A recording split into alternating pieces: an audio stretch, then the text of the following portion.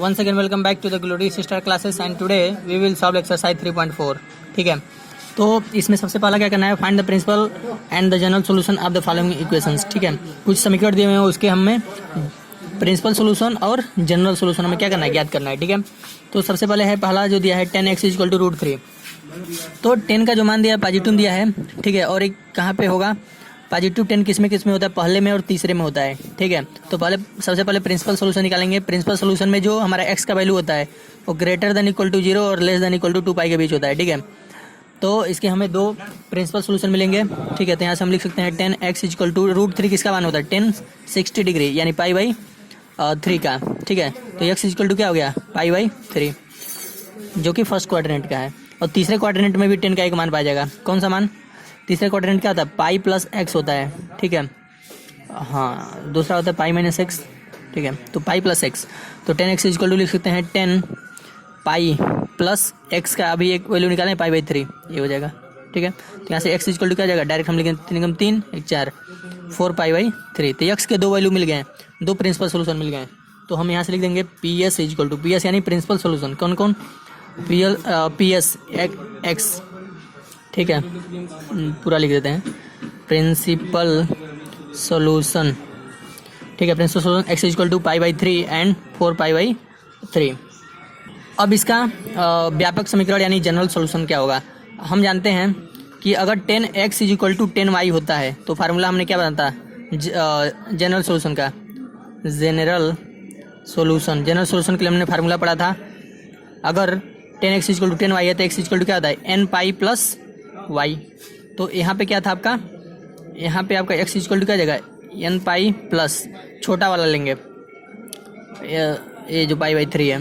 ठीक है, यहाँ पे आपका पूरा लिखते हैं. पहले यहाँ पे क्या दिया है, 10x = 10 √3 था तो इसको हमने बदला π/3 में. तो यहाँ से हो जाएगा x = nπ + π/3.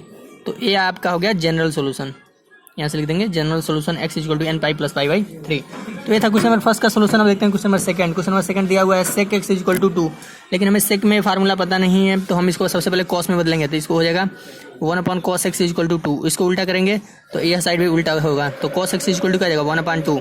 अब देखेंगे 1/2 कहाँ, तो cos 1/2 पॉजिटिव है. ठीक है, तो पॉजिटिव cos कहाँ होते हैं, तो पहले में तो सभी सारे पॉजिटिव होते हैं और ASTC से cos चौथे में भी पॉजिटिव होगा. ठीक है, तो यहाँ से आपका क्या हो जाएगा, पहले में देखते हैं cos x. तो 1/2 cos कितने का मान होता है, ये होता है cos 60 डिग्री का मान. ठीक है, तो 60 को लिख सकते हैं π/3 यानी x का वैल्यू क्या आ गया, π/3. और दूसरा पॉजिटिव cos कहाँ पाया जाएगा, पाया जाएगा चौथे में, चौथा यानी 2π - x. ठीक है, तो अब यहाँ से हो जाएगा cos x = cos 2π - π/3 का मान भी क्या होगा, 1/2 आएगा. ये हम जानते हैं चौथे में. ठीक है, तो यहाँ से आपका क्या होगा, cos x = cos 2π - 3. यहाँ से क्या हो जाएगा, cos x = इसको घटाएंगे 3 × 6 में से जाएगा 5 यानी cos 5 π/3. ठीक है, तो यानी x का दूसरा वैल्यू आ गया 5 π/3. तो x के ये आए दोनों जनरल सोल्यूशन. क्यों जनरल सोल्यूशन है, क्योंकि यह 0 और 2π के बीच वेरी कर रहे हैं. ठीक है, तो हम लिख सकते हैं प्रिंसिपल सोल्यूशन है. प्रिंसिपल सोल्यूशन x = क्या आया, π/3 और 5 π/3. ठीक है, अब निकालेंगे इसका जनरल सॉल्यूशन. तो cos के लिए जनरल सॉल्यूशन पता है, अगर cos x = cos y होता है तो क्या हो जाता है, x = 2nπ ± y. ये हमने फार्मूला पढ़ा था. ठीक है, जनरल सॉल्यूशन के लिए जनरल सॉल्यूशन हम शॉर्टकट में ऐसे लिखते हैं. ठीक है, तो हमारे पास क्या है, cos x = cos छोटा वाला लेंगे. एक तो ये वाला सॉल्यूशन है cos x = cos π/3 और cos x = cos 5 π/3. तो इन दोनों में छोटा कौन है, π/3, ये वाला लेंगे. ठीक है, तो cos π/3. तो cos x = cos y यानी x = क्या जाएगा, 2nπ ± y की जगह क्या है, π/3. तो ये आपका आ गया जनरल सोल्यूशन. तो ये था क्वेश्चन नंबर सेकंड का सोल्यूशन. अब देखते हैं क्वेश्चन नंबर 3 में दिया हुआ है cot -√3. तो इसका हमें जनरल सॉल्यूशन पूछ रहा है. ठीक है, तो cot को सबसे पहले हम लोग 10 में बदल सकते हैं.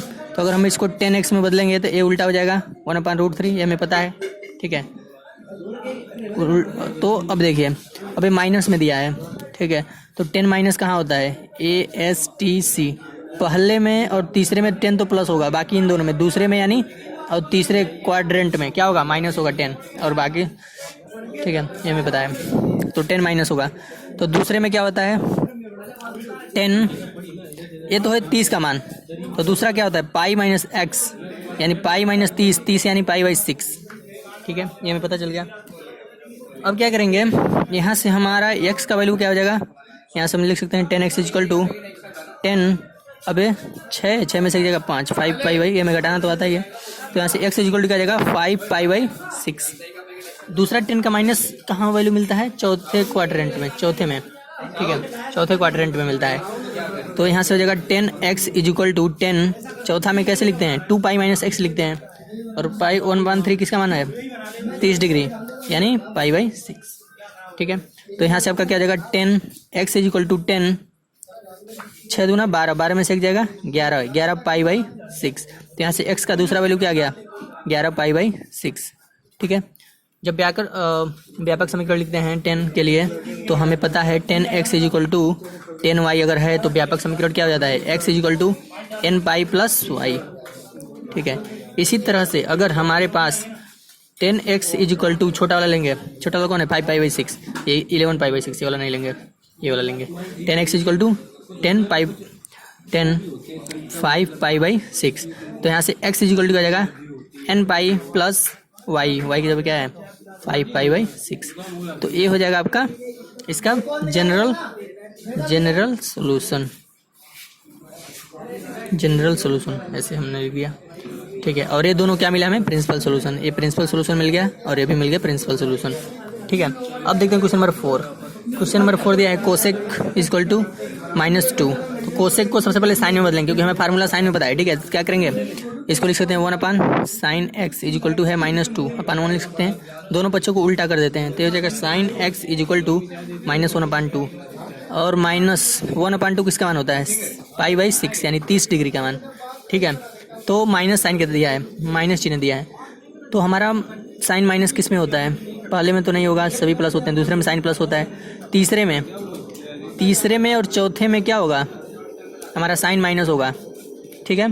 क्यों माइनस होगा, क्योंकि यहाँ पे 10 और यहाँ पे कॉस प्लस है, और पहले और दूसरे में साइन प्लस होता है, तो माइनस हमें चाहिए, तो माइनस तीसरे में और चौथे में, ठीक है। तो सबसे पहले क्या करेंगे इसको लिख सकते हैं sine x equal to sine तीसरा क्वाड्रेंट यानी पाई प्लस थीटा यानी पाई प्लस एक्स, और हमारा एक्स क्या है 1/2 है, 1/2 यानी पाई बाई 6, तो हम लिख सकते हैं पाई प्लस पाई बाई 6 यानी 30 डिग्री, ठीक है। तो यहाँ से आपका क्या हो जाएगा sine x equal to sine 6 और एक 7 पाई बाई 6 यानी x इक्वल टू क्या आ गया 7 पाई बाई 6, तो ये था पहला solution, general solution, sorry principal solution, principal यहाँ लिख देंगे सोल्यूशन ऐसे, ठीक है। अब एक और निकलेगा चौथे क्वाड्रेंट में मान, अगर साइन x इक्वल टू -1/2 था, तो चौथे क्वाड्रेंट में अगर देखें चौथा क्वाड्रेंट क्या होता है 2 पाई माइनस एक्स होता है, ठीक है।